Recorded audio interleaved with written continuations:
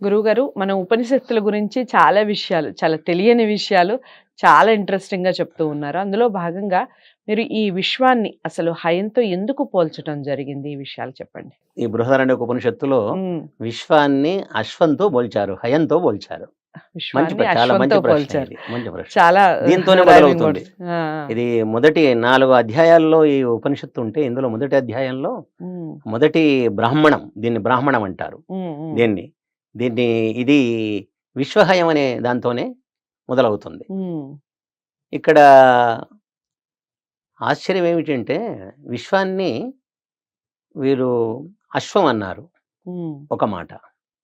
విశ్వాన్ని అర్వము అన్నారు. హ్మ్. విశ్వాన్ని వాజి అన్నారు. హ్మ్. విశ్వాన్ని ఏం చేశారు? హయము అన్నారు. హుహు. ఇక్కడ అశ్వమన్నా గుర్రమే, హ్మ్. అర్వము అన్నా గుర్రమే, హ్మ్. వాజి అన్నా గుర్రమే, హ్మ్. హయమన్నా గుర్రమే. హ్మ్. కానీ ఈ 4 పదాలను విశ్వానికి జాయిన్ చేశారు, హ్మ్. అతికించారు వీళ్ళు. హ్మ్. ఎందుకు ఈ విధంగా ఈ 4 పదాలను 4 పదాలతో ఈ విశ్వాన్ని వ్యవహరించారు చెప్పండి. అంటే, హ్మ్. ఇంకోటి అశ్వము అంటే అన్నం అన్నమాట, ఇంకో అర్థం ఓహో! అది. హ్మ్. హ్మ్. అంటే ఈ లోకంలో అన్నం కోసం బతికే వాళ్ళు ఉన్నారు. హ్మ్. అది అంటే కష్టపడే వాళ్ళు ఉన్నారు. హ్మ్. అన్నం కోసం కష్టపడే వాళ్ళు ఉన్నారు. హ్మ్. ఒకటి. హ్మ్. అర్వము అంటే కష్టపెట్టడం అన్నమాట, హ్మ్. హింసించడం అన్నమాట. అలాంటి అంటే వారు ఈ ఉన్నారు. లోకంలో క్రూరులున్నారు. కష్టపెట్టే వాళ్ళు ఉన్నారు అని అర్థం. హ్మ్. హ్మ్. రెండవ అర్థం. హ్మ్. అవునా? అది. తర్వాత మూడవ అర్థం ఏమిటంటే వాజి అంటే భోగం అన్నమాట, సుఖం. హ్మ్. హ్మ్. అంటే ఏ కష్టం ఎరగకుండా సుఖపడేవాళ్ళు ఈ లోకంలో ఉన్నారు అని ఆ వాజి అనే శబ్దం చెప్తూ ఉంది. చాలా బాగా చెప్పారు. ఆ! అది. నాలుగవ శబ్దం ఏమిటి అంటే హయం అంటే విడవదగింది. హేయం ఇది హయం. ఓకే. విడవదగింది. హేయం అనే పదం నుంచే హయం అనే శబ్దం వచ్చింది. ఓకే. అంటే హ్మ్. ఎక్కి దిగే గుర్రం ఈ ప్రపంచం. హ్మ్. హ్మ్. ఈ కుర్చీలో ఎంతకాలం కూర్చుంటావు నువ్వు? ఎవడైనా గాని. ఆ! దిగాల్సిందే. ప్రధాని సీట్‌లో కూర్చున్నా, ముఖ్యమంత్రి సీట్‌లో కూర్చున్నా, నేను ఖచ్చితంగా ఆచార్యుని సీట్‌లో కూర్చున్నా, రె ఇది ఎక్కి దిగే గుర్రాలే. హ్మ్. హ్మ్. ప్రపంచమే ఎక్కి దిగే గుర్రము అంటుంది ఈ ఉపనిషత్తు. కాబట్టి హ్మ్. హయం, హ్మ్. హేయం విడవదగింది అన్నమాట. హ్మ్. హ్మ్. అంటే ఏమొచ్చేసింది? ఇక్కడ 4 వచ్చింది. అంటే 4 రకాల వాళ్ళుంటారు. హ్మ్. అంటే ఈ ప్రపంచాన్ని విడిచి ఉన్నవాళ్ళు, హ్మ్. హ్మ్. ప్రపంచానికి దూరంగా ఉన్నవాళ్ళు ప్రపంచంలో ఉంటారు. హ్మ్. కానీ ప్రపంచాన్ని అంటుకోరు. హ్మ్. ప్రపంచాన్ని అంటుకోకుండా ఉన్నవాళ్ళన్నమాట. హ్మ్. ప్రపంచానికి అంటుకోకుండా ఉన్న వాళ్ళని హయం అనే శబ్దం చెప్తుంది.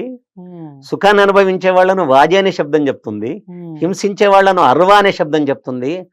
అన్నం కోసం కష్టపడే వాళ్ళను అశ్వం అనే శబ్దం చెప్తుంది.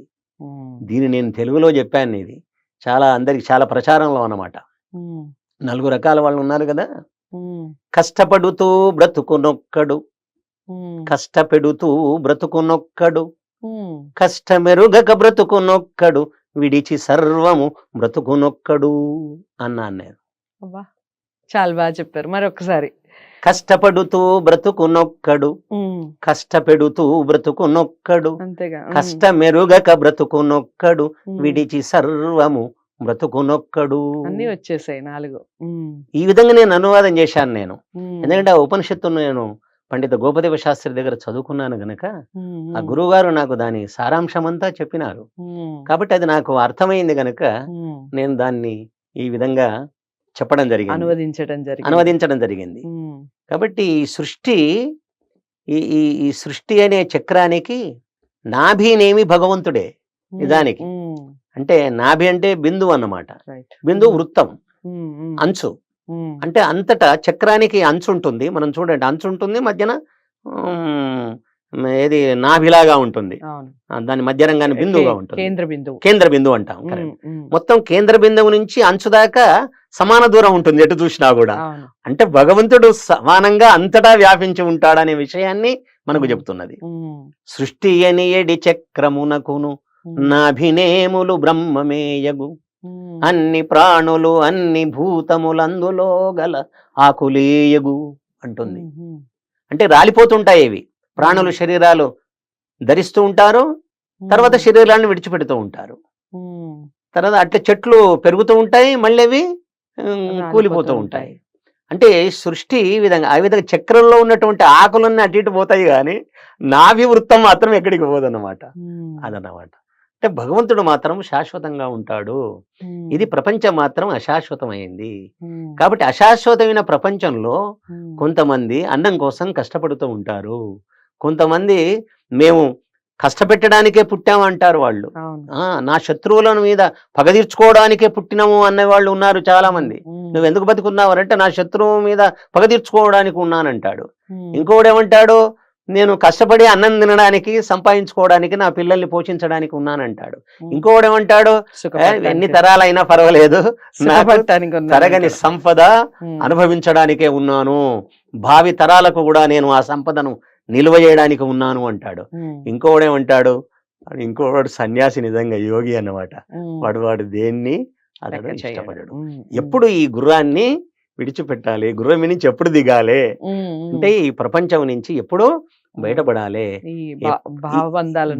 భవబంధాల నుంచి మోక్షానికి ఎప్పుడు పోవాలి అని అనుకుంటాడు. రైట్. చాలా చక్కగా వివరించారు గురువుగారు. నిజంగా నాకైతే చాలా సంతోషంగా ఉందండి. ఈరోజు మసన్ చెన్నప్ప గారితో కార్యక్రమం చేస్తూ ఉంటే తెలియని ఎన్నో విషయాలు కాదు, తెలిసిన విషయాలు కూడా కొన్ని సార్లు నిజమే కదా అన్న ఫీల్ కలుగుతూ ఉంటుంది కొన్ని మాటలు వింటూ ఉంటే. మీకేమనిపించింది వీడియో చూస్తే ఖచ్చితంగా కామెంట్ బాక్స్లో తెలియచేయండి.